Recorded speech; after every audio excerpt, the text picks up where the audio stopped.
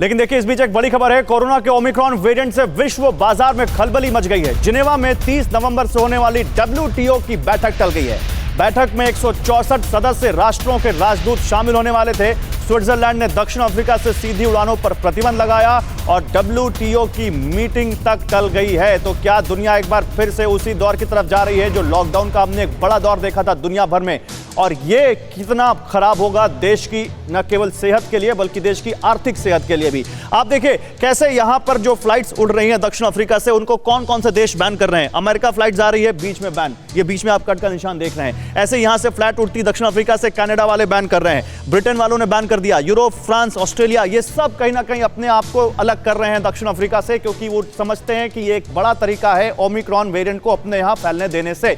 दहशत, 10 से 15 दिन का क्वारंटीन किन देशों ने कर दिया है ये आप समझिए। Saudi Arab, Egypt, Jordan, Dubai, Singapore, Malaysia, Japan, इन सब कंट्रीज ने दक्षिण अफ्रीका से आने वाले लोगों के लिए क्वारंटीन के सख्त नियम बना दिए हैं, और जर्मनी में दक्षिण अफ्रीका से सिर्फ एंट्री है और फिर क्वारंटीन है, ये भी आप समझिए। इसके बाद आप देखिए कैसे लॉकडाउन की बात आ रही है दुनिया में एक बार फिर से। कुछ देशों ने कैसे लॉकडाउन लगा दिया। और एक और बड़ी खबर आप समझिए, चाइना का एंगल एक बार यहां पर दिखाते हैं। WHO में कैसे जिनपिंग के एजेंट बैठे हैं, और ये शुरुआत से ही आरोप लगता रहा है कि कैसे WHO ने चाइना को फेवर किया। आप समझिए, हम आपको बताते हैं ये ओमिक्रॉन नाम नहीं होना चाहिए था इस वेरिएंट का। क्यों, आप समझिए। ग्रीक वर्णमाला के तहत WHO वायरस का नाम रखा जाता है, और वो शुरुआत अल्फा, बीटा, गामा, डेल्टा आप सब जानते हैं वैसे होता है। अब दुनिया में अल्फा से शुरू होकर म्यू तक वायरस आए, अभी तक जितने वेरिएंट आए उनका नाम MU म्यू तक रखा गया।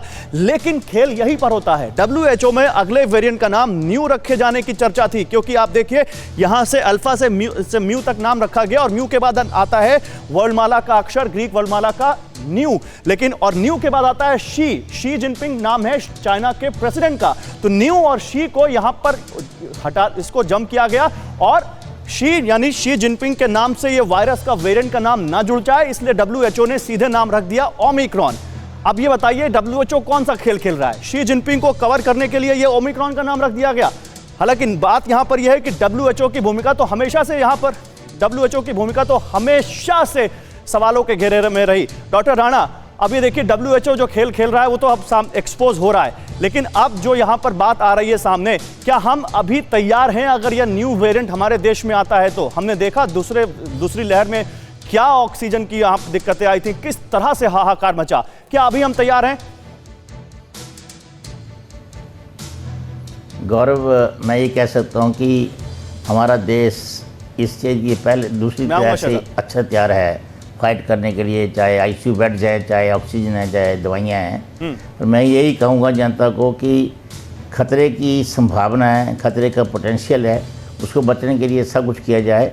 और नंबर 2, जिनको सेकंड डोज नहीं लगी है उनको सेकंड डोज लगे, और जैसे स्ट्रेस किया गया कि बच्चों की वैक्सीनेशन जल्दी से जल्दी हो, और एटलीस्ट हेल्थ केयर वर्कर और जो जितने भी फ्रंट लाइन वर्कर हैं उनको बूस्टर डोज की यदि साइंटिस्ट रिकमेंड करते हैं तो वो मिलनी चाहिए। चलिए मैं इसी सवाल को लेकर जाता हूं, क्योंकि सत्ता के पास इसका समाधान है। ढील नहीं, आप कोई भी ढील नहीं। चलिए, भले ही विपक्षी पार्टी आरोप लगा रही हो, भले ही वो आपसे सवाल पूछ रही हो, नए वेरिएंट को देखते हुए अभी भी वैक्सीन ही सबसे बड़ा हथियार है। तो क्या जैसे हमने देखा 2 करोड़ डोज इसी देश में लगे थे, रिकॉर्ड बना था इसी देश में, क्या वो रिकॉर्ड रोज नहीं बन सकते? क्या उस तरह की रफ्तार हम रोज नहीं हासिल कर सकते ताकि ज्यादा से ज्यादा लोगों को जल्दी से जल्दी कवर किया जा सके?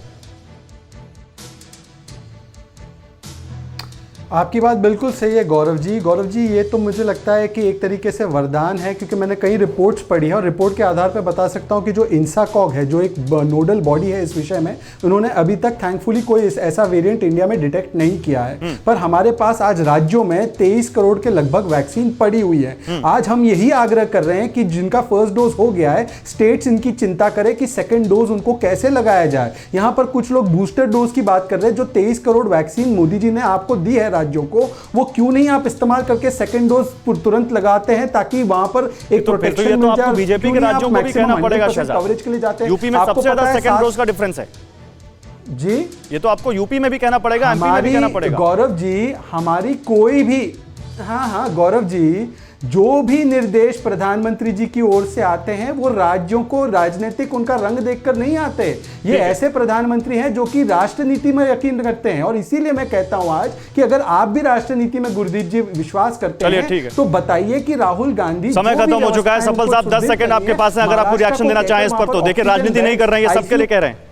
सफल साहब 10 सेकंड। मैं बार बार ये बात कह रहा हूँ कि इसमें राजनीति मत कीजिए शहजाद जी। जहां पे डोज लग रही है उसमें बीजेपी के भी राज्य हैं जहां पे कम लगी है, ये कलेक्टिव बात है। बात केवल बस इतना है बस यही सौहार्दता चाहिए सर, और यही सौहार्दता से ही हमारे देश में कोरोना के खिलाफ लड़ाई लड़े, हम लड़ लेंगे और उससे जीतेंगे, और उम्मीद करते हैं कि ओमिक्रॉन को हम आने से पहले ही रोक देंगे। बहुत शुक्रिया आप सभी लोगों का। परवाह देश की, सोमवार से शुक्रवार रात 10 बजे TV9 भारतवर्ष पर।